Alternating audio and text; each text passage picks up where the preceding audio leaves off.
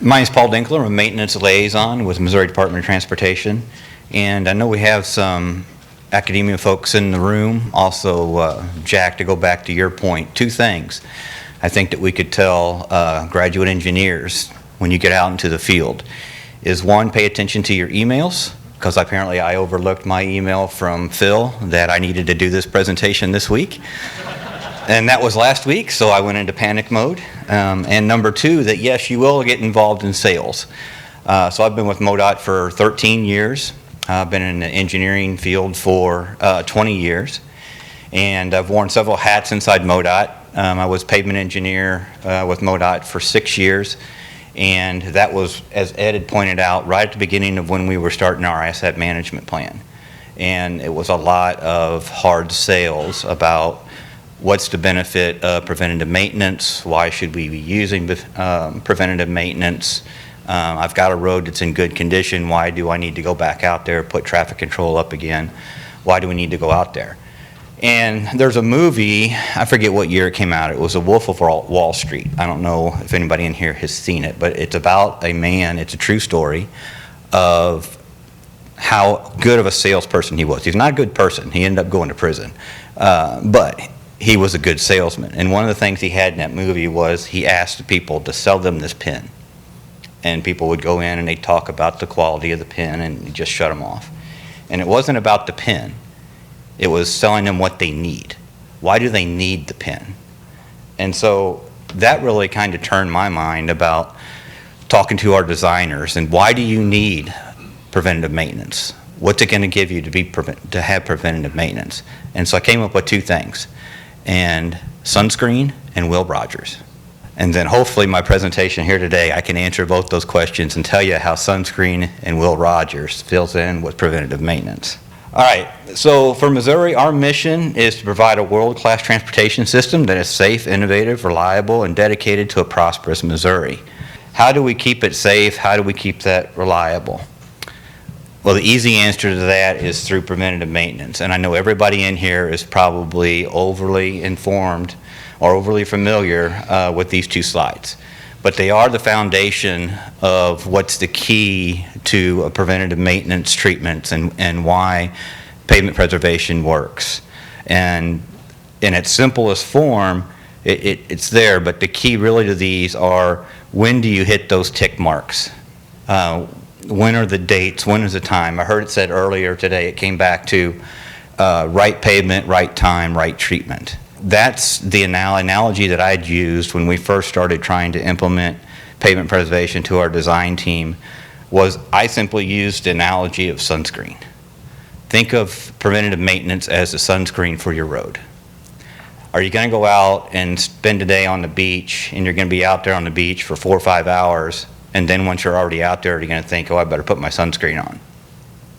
By that time, you're too late. By that time, you're probably already sunburned and the sunscreen is going to do no good for you. So it's all about the timing. Are you going to put your sunscreen on before you go out to the beach?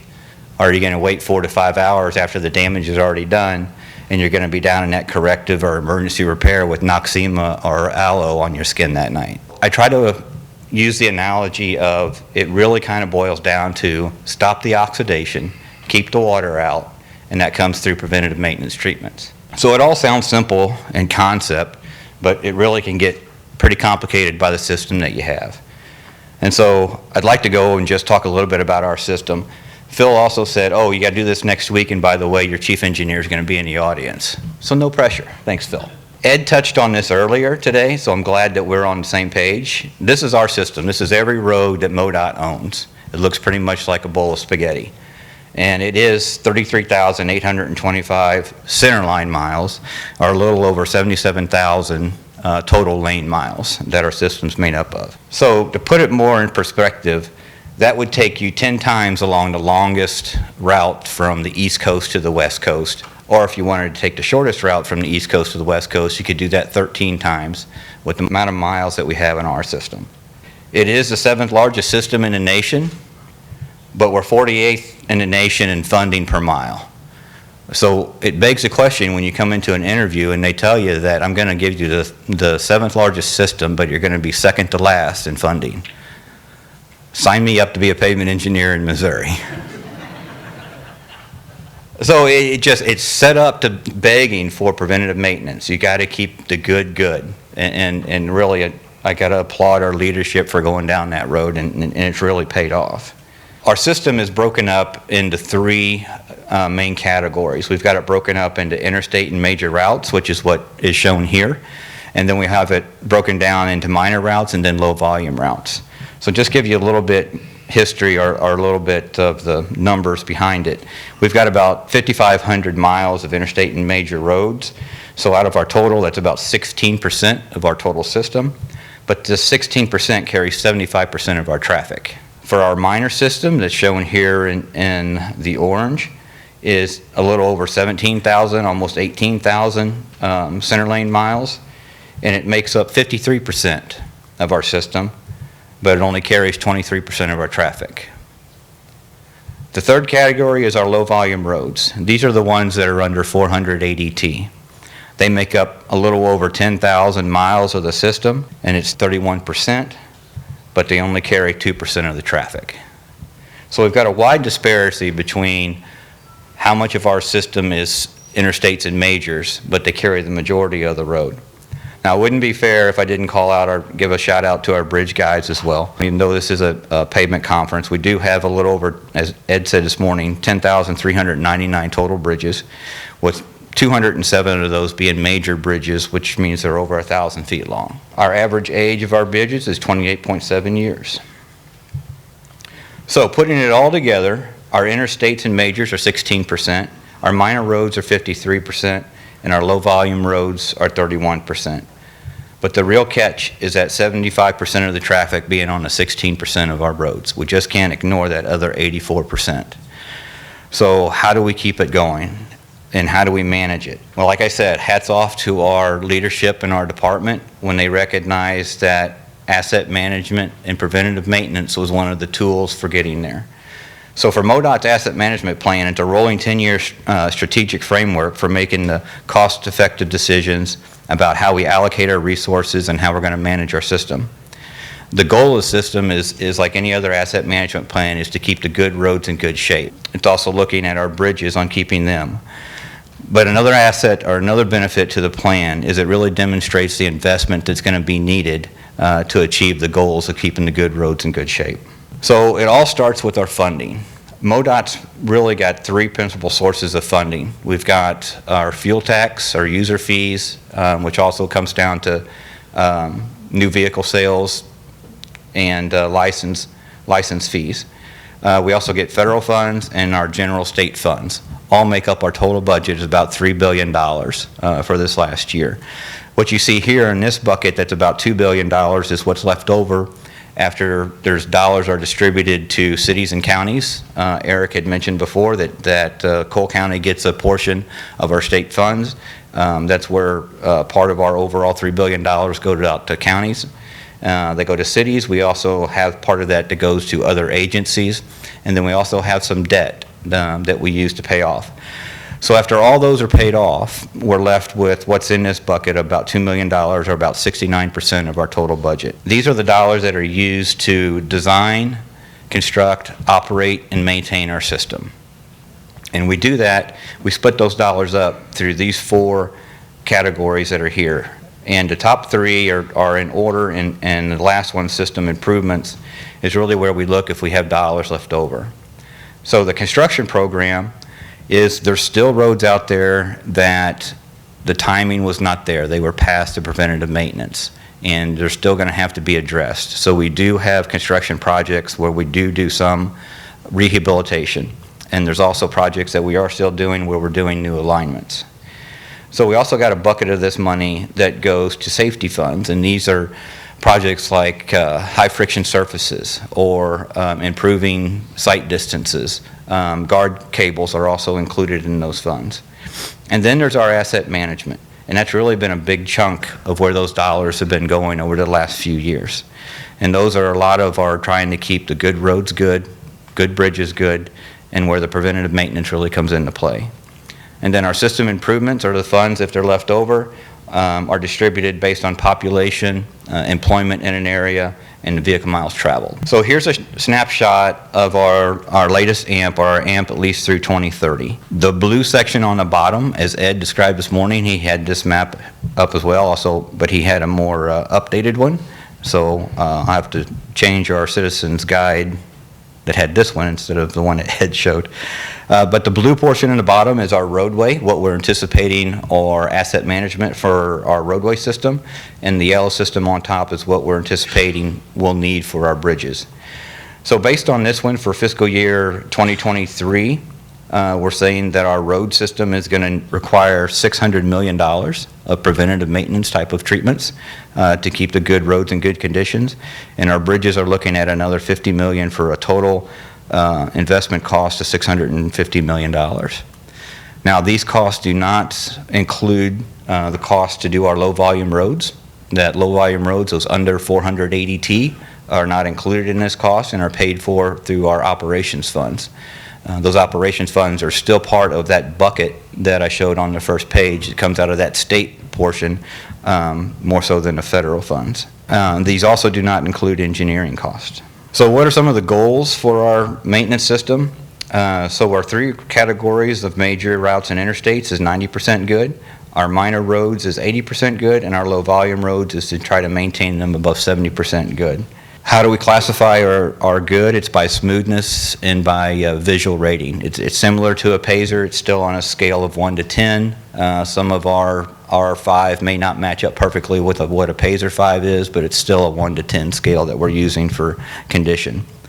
So it's either rated good based on IRI, or it's rated on a combination of IRI and condition index. So where are we currently? For our interstates and major routes, we're at 90.3. For our minor routes, we're at 80.2. And for our low volume routes, we're at 71%. These are dramatically different from what Ed had mentioned in the morning before we first started. We were around 40%. So there has been tremendous progress that we've been able to make over the last few years. So what are some of the strategies that we use for each one of these systems? And we've got in with us today, I'm not sure, we've got some of the pavement. We've got 7 districts inside MoDOT, and each one of those districts has a pavement specialist that's responsible for helping the planning partners, helping our planning engineers come up with what that AMP is going to be, what's that pavement process going to be. And so it's up to each one of those districts to submit their plan. But overall, that strategy statewide is we're looking at about 2,000 lane miles per year for our interstates and our majors. And we have that cycle on approximately every 9 years. Remember the graph that I showed you this morning, the one everybody's very familiar with. So here's the time frame that we try to put on those. We try to hit that first bump within 8 to 9 years. We try to hit the next one at 9, and the next one after that at 9 to try to get to around that 25 to 27 years before we'll have to look at, are we going to be in some type of rehabilitation or the next major resurfacing project. And this work is all done by our contract. This is through our STIP, our Statewide Transportation Improvement Plan. So as I said, right now this is at 90.3. And some typical treatments that we do for these roads include thin HMA overlays, probably around 1 3/4 inches, or not probably, but they are 1 3/4 inches. U-Ball is our Nova chip that I've heard other agencies mention they're doing as well, or a microsurfacing. I'd say the majority of these are going to be the thin HMA overlays and the U-Balls treatments. The microsurfacing, we have tried, gotten away from them in the more recent years. So for our minor roads, some of the strategies we have for our minor roads, very similar, but we're doing 3,000 miles per year. The cycle time is again about every 9 years that we look at these. And this work is also done by our contractors through our STIP. And right now it's at 80.2. Some typical treatments for our minor roads, again, is going to be the thin HMAs, but these could be 1 3/4 inches or a 1 inch CLC. The U-Balls are Nova chip, microsurfacing, and a chip seal for if it's under ADT of 2,500. Our low volume roads, these things make up 31% of our system, but they only carry 2% of the traffic. And these are the ones that are responsible for in-house maintenance folks that are doing the work. But our pavement strategies there is we try to do 2,000 lane miles per year. The cycle time here that we've adjusted down from 9 years down to 5 to 7. So again, showing the graph, we try to hit that first bump And for these, the biggest treatment that these would receive would be a 1-inch CLC, would be considered a pretty good rehabilitation treatment for these minor roads. So after that CLC, we tried to come in with a preventative maintenance treatment at somewhere between year 5 and 7, look at another one at year 7 after that, and hopefully that gets us to year 20 before we have to look at doing another CLC. This is, like I said, work is done internally by MoDOT operations. And currently right now we're meeting our goal of at 71%. The low volume roads, though, have gotten some attention the last few years. It's like Ed said, that these are concentrated mainly up in the northern part of our state, as you can see by the green lines on the map. And there's a lot of farm to market roads here. We also do have a few of our commissioners that are on the state that live on some of these lower volume roads. And some of these will jar your teeth as you're driving down them. And so even though it's 2% of our traffic, if you live along one of those routes and happen to be that 2%, you're feeling that every day. And it is, there's no denying that that's what it's there. But you've got to aim where you have the most traffic first. So our governor did hear our suggestions and plans for improving these low volume roads. It's been several years since there's been an initiative to really address them. And in this last year's budget, this fiscal year 2023 budget, he did put $100 million into our budget that is just to address low volume roads, the under 400 ADT. And so what we were able to do is we identified approximately 1,700 lane miles that $1 million will cover. And these were roads that were looked at as being in poor condition. So here we were trying to do the opposite of preventative maintenance. Here we're getting a one-time shot in the arm of $100 million.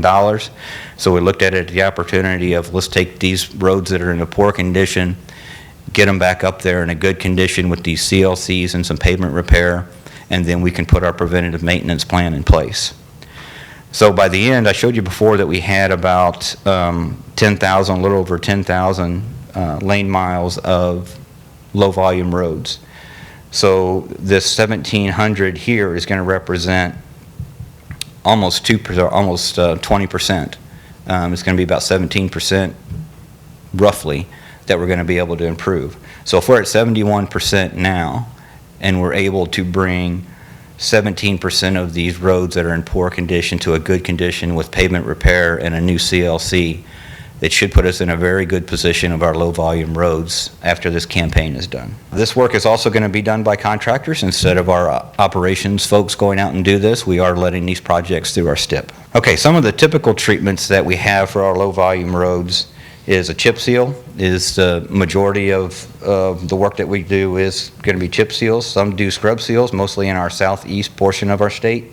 We'll do the scrub seals. Each district does a version of a cold mix overlay where they'll pug the mix themselves and spread it with a blade, and then crack sealing. So here's an example of our chip seals for this last year, or for this year, for the 2022. This is calendar year.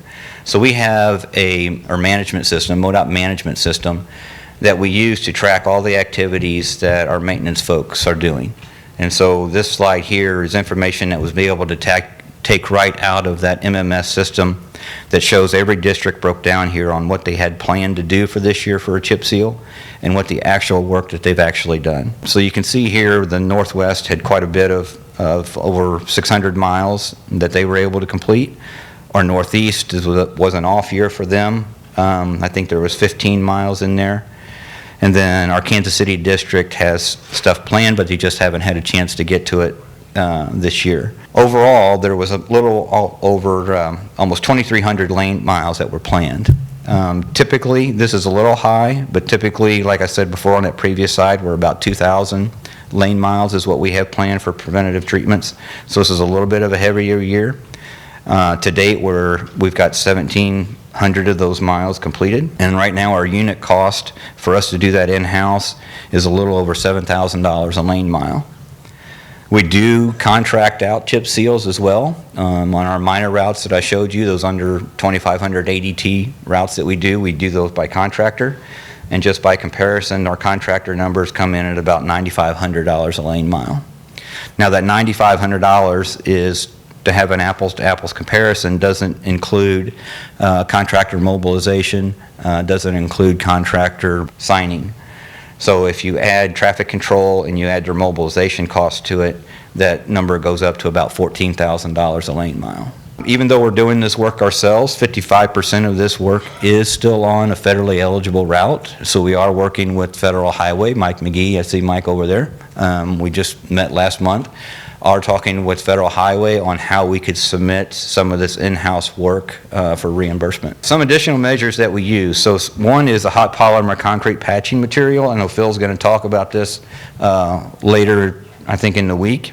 So I don't want to steal his thunder, but in product names, Fibercrete and Techcrete, used to repair mid-panel cracking, spalls, potholes, and many other defects in the concrete. I put drainage down as a preventative maintenance here because I really believe it is. Prior to coming to MoDOT, I worked for nearly 10 years as a geotechnical engineer in the private sector. And keeping the water out, keeping that subgrade unsaturated, is really going to go a long way to preserving that pavement. So we do a pretty extensive pipe replacement plan through our maintenance operations, and we do a lot of ditching as well. And so keep that water moving, keep that water, avoid that water from sitting there and saturating that subgrade is a reason that I put drainage as another preventative maintenance treatment that we take care of. Longitudinal joint sealing and rejuvenators, I've heard those talked about today as well. We've had some hurdles with getting these involved. I know, Phil, you were going to talk about Lewis area. I think, Joel, you guys are familiar with that one, as well as the rejuvenating kind of research that they did in St. Louis area. And then our bridge decks. So we do preventative maintenance on our bridge decks as well. That's flushing, sealing, joint repair, and painting. So I said two things that I wanted to tie into preventive maintenance, sunscreen and Will Rogers. So I kind of explained what my sunscreen angle was, but what about Will Rogers? And I came across this quote several years ago, and those that aren't familiar with who Will Rogers is, he was a radio personality, movie box star in the early 1900s, and he was really known as America's cowboy philosopher. I'd put him there in the same ranks with Yogi Berra of some of the really deep philosophy that would come from them that you didn't suspect. So how does that tie in with preventative maintenance? Well, it's there about keeping everything moving. And again, I told you from the beginning that it's about not selling them the pin, not selling them preventative maintenance, but why do they need it? And it goes into, if you're not moving forward, then there really could be some consequences. And I thought Will Rogers really summed it up when he said, even if you're on the right track, you're going to get run over if you're just sitting there. So if we're not thinking outside the box, we're getting complacent that we think our system's good, why would I spend it on here? We're going to still get run over if we're not trying to move forward. That's all I got. The preceding was produced by the National Center for Pavement Preservation. More information can be found on the web at pavementpreservation.org. Additional support provided by Michigan State University.